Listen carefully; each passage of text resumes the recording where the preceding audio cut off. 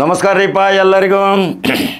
ದೇಶಾದ್ಯಂತ ಈಗ ಭಾಳ ಚರ್ಚೆಗೆ ವಿಷಯ ಆಗಾಕತ್ತೈತಿ. ಪಾರ್ಲಿಮೆಂಟದಲ್ಲಿಯೂ ಸಹಿತ 8 ತಾಸು 24 ತಾಸವರೆಗೆ ಇವತ್ತು ಭಾಳ ಚರ್ಚೆಯ ವಿಷಯ ಆ ವಕಫ್ ವಿಷಯ. ಭಾರತದ ಜನತೆ ನೆಮ್ಮದಿಯಿಂದ ಇರಬಾರ್ದು.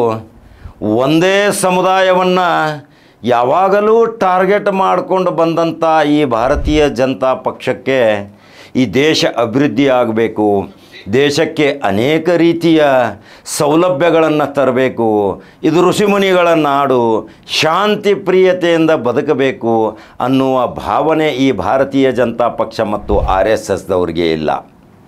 ಯಾವಾಗ ನೋಡಿದರೆ ಒಂದೇ ಸಮುದಾಯವನ್ನು ಟಾರ್ಗೆಟ್ ಮಾಡುವುದು, ಅದು ಲವ್ ಜಹಾದ್ ಆಗಿರ್ಬೋದು, ಅದು ಉಗುಳು ಜಹಾದ್ ಆಗಿರ್ಬೋದು, ಅದು ಹಲಾಲ ಕಟ್ ಝಟಕಾ ಕಟ್ ಆಗಿರ್ಬೋದು, ಅದು ತ್ರಿವಳಿ ತಲಾಖದ್ದಾಗಿರ್ಬೋದು.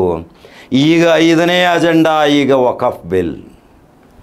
ವಕಫ್ ಅಂದರೆ ಏನು, ಈ ವಕಫ್ ಯಾರಿಂದ ಬಂತು, ಈ ವಕಫದ ಮೂಲ ಉದ್ದೇಶ ಏನು, ವಕಫ್ ಯಾರಿಗೆ ವಕಫ್ ಮಾಡಲಾಯಿತು, ವಕಫ್ ಅಂದ್ರೆ ಏನು, ಆ ವಕಫದ ಹೆಸರು ತೆಗೆದು ಈಗ ಉಮ್ಮೀದ್ ಆ್ಯಕ್ಟ್ ಅಂಥೇಳಿ ಇದೆ. ಭಾರತೀಯ ಜನತಾ ಪಕ್ಷ ಏನು ಒಂದು ಸಮುದಾಯದ ಮೇಲೆ ಪ್ರಹಾರ ಮಾಡೋಕ್ಕೆ ಹೊಂಟೈತಿ, ಅದು ನಿಜಕ್ಕೂ ಒಂದು ಕಳಂಕ. ಈ ಸಮುದಾಯ ನೋಡಿ, ಪ್ರತಿಯೊಂದು ಧರ್ಮದಲ್ಲಿಯೂ ಸಹಿತ ಒಂದು ಗುಡಿಗುಂಡಾರಕ್ಕೆ ಇವತ್ತು ಒಂದು ಆಸ್ತಿಯನ್ನು ದಾನ ಮಾಡಿ ಹೋದದ್ದು ಆ ಧರ್ಮದ ಗುಡಿಗುಂಡಾರಕ್ಕೆ ಅದು ಸೀಮಿತ. ಅದೇ ರೀತಿ ಮುಸಲ್ಮಾನ ಬಾಂಧವರು ಹಳೆಯ ಕಾಲದ ಅನಾದಿ ಕಾಲದ ಪೂರ್ವಜರು ಈ ತಮ್ಮ ಆಸ್ತಿಯನ್ನು ನಮ್ಮ ಮುಂದಿನ ಪೀಳಿಗೆಯ ಭವಿಷ್ಯಕ್ಕಾಗಿ ವಕಫ್ ಮಾಡಿದಾಗ ಅದು ಆ ವಕಫ್ ಅಂದ ತಕ್ಷಣ ಅದು ಅಲ್ಲಾನ ಆಸ್ತಿ, ಅದಕ್ಕೆ ಒಬ್ಬರು ಮಾಲಕರು ಅಲ್ಲ. ಆ ಆಸ್ತಿಯನ್ನು ದುರ್ಬಳಕೆ ಮಾಡಬಾರ್ದು, ಆ ಆಸ್ತಿಯನ್ನು ವಾಮ ಮಾರ್ಗದಿಂದ ಹೊಡ್ಕೋಬಾರ್ದು, ಆ ಆಸ್ತಿಯನ್ನು ತನ್ನ ಧರ್ಮದವರನ್ನೇ ಮರೆಮಾಚಿ ಅದನ್ನು ನುಂಗಬಾರದು.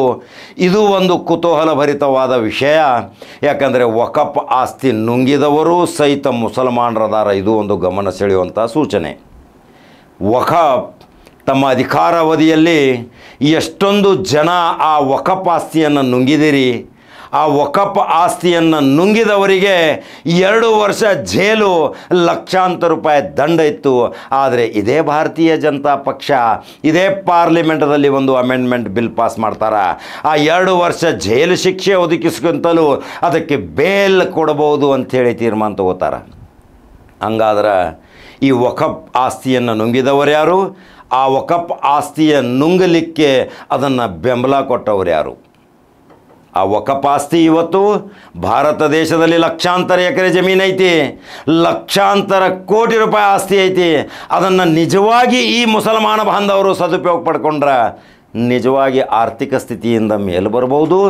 ಒಬ್ಬನೂ ಭಿಕ್ಷುಕ ಇರುವುದಿಲ್ಲ, ಒಬ್ಬನೂ ಅಶಿಕ್ಷಿತನಿರುವುದಿಲ್ಲ, ಒಬ್ಬನೂ ಬಡವನಿರುವುದಿಲ್ಲ. ಇದನ್ನು ಯಾಕೆ ತಿಳಿತಾ ಇಲ್ಲ ಇವತ್ತು ನಮ್ಮ ಮುಸ್ಲಿಂ ವಿದ್ವಾನ ಪಂಡಿತರಿಗೆ? ಕೇವಲ ಒಂದು ಬಿಲ್ ಪಾಸ್ ಮಾಡುವಗೋಸ್ಕರ ಇಷ್ಟೊಂದು ಹಂಗಾಮ ಮಾಡಾಕತ್ತೀರಿ, ರಟ್ಟಿಗೆ ಕರಿ ಬೆಲ್ಟ್ ಕಟ್ಕೊಳಕತ್ತೀರಿ.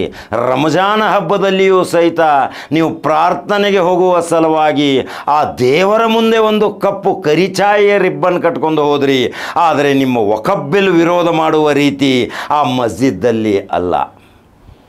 ಇದಕ್ಕೆ ಒಂದು ಕಾನೂನು ಐತಿ, ಇದಕ್ಕೆ ಒಂದು ರಾಜಕೀಯ ಪಕ್ಷಗಳದಾರ, ರಾಜಕೀಯ ಹಿತಚಿಂತಕರದಾರ, ನಿಮ್ಮದೇ ಆದಂಥ ಸಂಸದರದಾರ, ನಿಮ್ಮದೇ ಆದಂಥ ಶಾಸಕರದಾರ. ಅವರಿಗೆ ಹೋಗಿ ದುಂಬಾಲ ಬಿದ್ದು ಒತ್ತಡ ತರ್ರಿ. ಇದು ಪಾರ್ಲಿಮೆಂಟ್ದಲ್ಲಿ ಚರ್ಚೆ ಆಗುವ ವಿಷಯ, ಬೀದಿಗಳಲ್ಲಿ ಅಲ್ಲ. ಈ ಮುಸಲ್ಮಾನ ಬಾಂಧವರು ಇದನ್ನು ಭಾಳ ಇವತ್ತು ವಿಚಾರ ಮಾಡಬೇಕು. ನಿಮ್ಮ ಎಲ್ಲ ಆಸ್ತಿ ಹೆಂಗೆ ಹೊಂಟೈತಿ ಅನ್ನೋದು ನೀವು ವಿಚಾರವಂತರಾಗಬೇಕು. ನೀವು ಅನೇಕ ಪಂಗಡಗಳನ್ನು ಮಾಡ್ಕೊಂಡ್ರಿ, ವಿವಿಧ ಪಂಗಡಗಳಲ್ಲಿ ಏಕತೆಯನ್ನು ಸಾಧನೆ ಮಾಡ್ಕೊಳ್ಳಿಲ್ಲ. ಯಾವಾಗ ನಿಮ್ಮ ಮೇಲೆ CAA ಬಂತು, CAA ಬಂದ ಮೇಲೂ ಸಹಿತ ಆ ಬಿಲ್ ಪಾಸ್ ಆಯಿತು, ಅದರಿಂದ ನಿಮಗೇನಾದರೂ ತೊಂದರೆ ಆಯಿತಾ? ಇವತ್ತು ಒಂದು ನಕಾಬ್ ಕಟ್ಕೊಂಡು ಇವತ್ತು ಒಂದು TV ಡಿಬೇಟದಲ್ಲಿ ಅರ್ಥವಿಲ್ಲದ ಅರ್ಥಗರ್ಭಿತವಿಲ್ಲದ ಏನೇನೋ ಮಾತಾಡಿಕೊಂಡ್ರು ನಾನು ಹೀರೋ ಆಗೋದಕ್ಕಿಂತ ಅದನ್ನು ಅಮೆಂಡ್ಮೆಂಟ್ ಏನೈತಿ ಅದರ ಬಗ್ಗೆ ಒಂದು ಸ್ವಲ್ಪ ಸ್ಟಡಿ ಮಾಡಬೇಕು. ಇದರ ಬಗ್ಗೆ ಈಗಾಗಲೇ ಪಾರ್ಲಿಮೆಂಟ್ದಲ್ಲಿ ಚರ್ಚೆ ಆಗೈತಿ. ಇದೊಂದು ಮಾರಕ ಕಾಯ್ದೆ. ಈ ವಕಫ್ ಆಸ್ತಿಯನ್ನು ಅಲ್ಲಿ ಮುಸ್ಲಿಮೇತರರ ಸದಸ್ಯರನ್ನಾಗಿ ನೇಮಿಸಲಾಗುವುದು, ಮಹಿಳೆಯರನ್ನು ಅಲ್ಲಿ ಸದಸ್ಯರನ್ನಾಗಿ ಮಾಡಿ ಅದರ ಹಕ್ಕುಗಳನ್ನು ಕತ್ತರಿಸುವಂಥ ಇದೊಂದು ಮಾರಕ ಕಾಯ್ದೆ ಏನ್ರಿ. ಈ ಕಾಯ್ದೆ ಬಗ್ಗೆ ಅಧ್ಯಯನ ಆಗಬೇಕು. ಈ ಕಾಯ್ದೆ ರಾಷ್ಟ್ರಪತಿಯವರ ಮುಂಚೆ ಹೋಗೋಕ್ಕಿಂತ ಮುಂಚಿತ ಇದರ ಬಗ್ಗೆ ಒಂದು ಚರ್ಚೆ ಆಗಬೇಕು. 8 ಗಂಟೆ ಚರ್ಚೆ ಆಯಿತು. ಅದಕ್ಕೆ ಕಿರಣ್ ರಿಜ್ವಿ ಸವಿಸ್ತಾರವಾದ ಮಾಹಿತಿ ನೀಡಿದರು. ವಕಫನ್ನು ನೀವು ಕಬಳಿಸುವ ಆಸ್ತಿಯಲ್ಲ, ಅದನ್ನು ಸರ್ಕಾರ ಯಾವ ಮುಸಲ್ಮಾನರ ಆಸ್ತಿಯನ್ನು ಕಬಳಿಸಲಿಕ್ಕೆ ಹೊಂಟಿಲ್ಲ. ಆದರೆ ಈ ವಕಫ್ ಆಸ್ತಿಯನ್ನು ಕೆಲವರು ಕಬಳಿಸಿದಾರ. ಆ ಕಬಳಿಸಿದಂಥ ಆಸ್ತಿಯನ್ನು ವಕಫಕ್ಕೆ ಜಮಾ ಆಗುವ ಸಲುವಾಗಿ ಈ ಮುಸಲ್ಮಾನ ಬಾಂಧವರು ಹೋರಾಟ ಮಾಡಬೇಕು.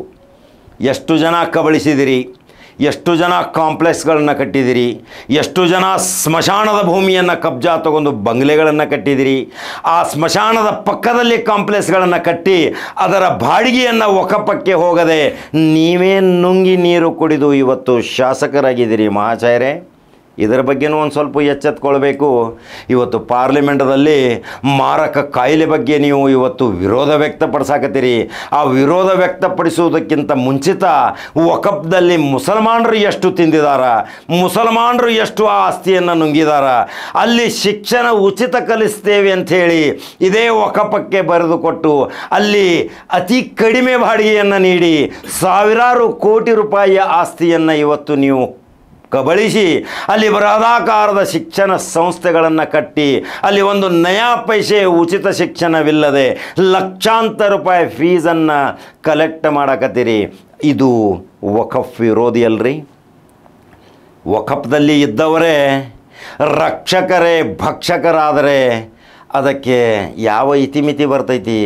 ಇವತ್ತು ವಕಫ್ ಕಾಯ್ದೆ ಇವತ್ತು ಸಂರಕ್ಷಣೆ ಆಗಬೇಕು, ವಕಫ್ ಆಸ್ತಿ ಇವತ್ತು ರಕ್ಷಣೆ ಆಗಬೇಕು, ವಕಫ್ ಆಸ್ತಿ ತಿಂದವರು ಹೊಳ ಬಿದ್ದ ಸಾಯಬೇಕು ಅನ್ನುವ ಎಲ್ಲ ಸಂದೇಶಗಳನ್ನು ಕೊಡಾಕತ್ತೀರಿ. ಆದರೆ ವಕಫ್ ಆಸ್ತಿ ನುಂಗಿದವರೇ ಇವತ್ತು ನಾನು ನುಂಗಿಲ್ಲ, ನಾನಲ್ಲ ಅಂದರೆ ಈಗ ಈ ಮಾರಕ ಕಾಯ್ದೆ ಇನ್ನು ಅವರಿಗೆ ಅನ್ವಯ ಆಗಬೇಕು. ಈ ವಕಫ್ ಆಸ್ತಿಯನ್ನು ಎಲ್ಲೆಲ್ಲೈತಿ ಎಲ್ಲ ಜಪ್ತಾಗಬೇಕು. ಆ ಬೆಲೆ ಬಾಳುವ ಭೂಮಿಯಿಂದ ಈ ಬಡ ಮಕ್ಕಳ ಈ ಮುಸಲ್ಮಾನ ಬಾಂಧವರ ಶಿಕ್ಷಣಕ್ಕೆ ವಿನಿಯೋಗಿಸಬೇಕು. ಅವರ ಆರ್ಥಿಕ ಸ್ಥಿತಿಯಿಂದ ಕೆಳದರ್ಜೆಯಿಂದ ಅವರನ್ನು ಮೇಲ್ದರ್ಜೆಗೆ ತರಬೇಕು ಅಂಥೇಳಿ ವಿಚಾರ ಮಾಡ್ತೀರಿ ಮೌಲಾನಾ ಪಂಡಿತರೇ. ನಾವು ಇವತ್ತು ವಕಫ್ ಆಸ್ತಿ, ತ್ರಿವಳಿ ತಲಾಕ್, ಇದು ಉಗುಳುವ ಜೆಹಾದ್, ಲವ್ ಜೆಹಾದ್, ಹಲ್ಕಾ ಝಟಕ, ಹಲಾಲ್ ಕಟ್, ಏನೇನೋ ಮಾಫಿಯಾಗಳ ವಿರುದ್ಧ ಇವತ್ತು ಎಷ್ಟೊಂದು ನಮ್ಮ ಮೇಲೆ ಕಾನೂನುಗಳನ್ನು ತರಲಿಕ್ಕೆ ಹೊಂಟಾರ. ಆದರೆ ನಾವು ನೀತಿವಂತರಾಗಿ ಸತ್ಯವಂತರಾಗಿ ಪವಿತ್ರ ಕುರಾನದ ಅಧ್ಯಯನ ಮಾಡಿಕೊಂಡು ಅದರಂತೆ ನಾವು ನಡೆದರೆ ಮಾತ್ರ ಇಂಥ ಕಾನೂನುಗಳು ಬರುವುದಿಲ್ಲಲ್ರಿ. ಇವತ್ತು ಖಡಕ ಜವಾರಿ ಕಾಕ ಪರವಿರೋಧ ಚಟುವಟಿಕೆಗಳನ್ನು ನೋಡಿಕೊಂಡು ಈ ಸುದ್ದಿ ಪ್ರಸಾರ ಮಾಡಕತ್ತಾನ. ಸತ್ಯಾಂಶ ಏನೈತಿ, ನಿಜಾಂಶ ಏನೈತಿ, ವಕಫ್ ಆಸ್ತಿಯ ಬಗ್ಗೆ ಯಾಕೆ ಇವತ್ತು ಭಾರತ ದೇಶದಲ್ಲಿ ಜಾಗೃತಿ ಮೂಡಾಕತ್ತೈತೆ ಅಂದ್ರೆ ವಕಫ್ ಆಸ್ತಿ ತೋಳುಬಲ ಇದ್ದವ ಅದನ್ನು ಕಬ್ಜಾ ಮಾಡ್ಕೊಂಡಾನ. ಬಡವರಿಗೆ ವಕಫ್ ಆಸ್ತಿಯಿಂದ 1 ಪೈಸೆ ಹೆಲ್ಪ್ ಆಗಿಲ್ಲ, ಅವ್ರು ಯಾರೂ ಅದನ್ನು ಕಬ್ಜಾ ಮಾಡಿಲ್ಲ. ತೋಳಬಲ ಹಣಬಲ ಇದ್ದವರು, ಭಯದ ವಾತಾವರಣ ನಿರ್ಮಾಣ ಮಾಡಿದವರು ಇವತ್ತು ಎಷ್ಟೋ ಮುಸ್ಲಿಂ ಸಂಘಟನೆಯೊಂದಿಗೆ ಮುಸ್ಲಿಂ ಸಂಸ್ಥೆಗಳನ್ನು ಹುಟ್ಟು ಹಾಕಿ ಅಲ್ಲಿ ಉಚಿತವಾಗಿ ನಾವು ಶಿಕ್ಷಣ ಕೊಡ್ತೀವಿ ಅಂಥೇಳಿ ಬರೆದು ಕೊಟ್ಟು ಇವತ್ತು ಕೋಟಿ ಕೋಟಿ ಆಸ್ತಿಯನ್ನು ಲೂಟಿ ಮಾಡಿದವರನ್ನು ಈಗ ಜೈಲಿಗೆ ಹಾಕಬೇಕಲ್ರಿ. ವಕಫ್ ಕಾಯ್ದೆ ಅದು ಜಾರಿಗೆ ಬರಬೇಕು.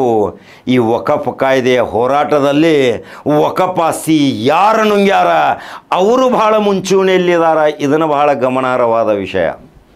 ಇವತ್ತು ತನ್ನ ಸಮುದಾಯಕ್ಕೆ ಏನು ಕೊಡುಗೆ, ಸಮುದಾಯದ ಹಿತಾಸಕ್ತಿ ಬಗ್ಗೆ ಇವತ್ತು ಏನು ಹೋರಾಟ ಮಾಡಬೇಕು, ತನ್ನ ಸಮುದಾಯ ಯಾವ ಸ್ಥಿತಿಯಲ್ಲಿ ಐತಿ, ಇವತ್ತು ಯಾವ ರೀತಿ ನೀವು ಹಣ ಸಂಗ್ರಹ ಮಾಡಿಕೊಂಡು ಇವತ್ತು ಬೃಹದಾಕಾರದ ಇವತ್ತು ಪ್ರಾರ್ಥನಾ ಸ್ಥಳಗಳನ್ನು ಕಟ್ಟಾಕತ್ತೀರಿ.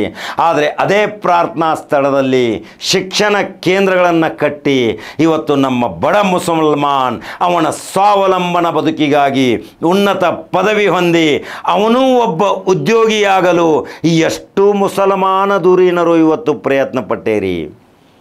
ರಾಜಕೀಯ ರಂಗದಲ್ಲಿ ಹಿನ್ನಡೆ, ಶೈಕ್ಷಣಿಕ ರಂಗದಲ್ಲಿ ಹಿನ್ನಡೆ, ಬಡತನದಲ್ಲಿಯೂ ಹಿನ್ನಡೆ, ಶ್ರೀಮಂತದಲ್ಲಿಯೂ ಹಿನ್ನಡೆ, ದಾರಿದ್ರ್ಯತನದಲ್ಲಿಯೂ ಹಿನ್ನಡೆ.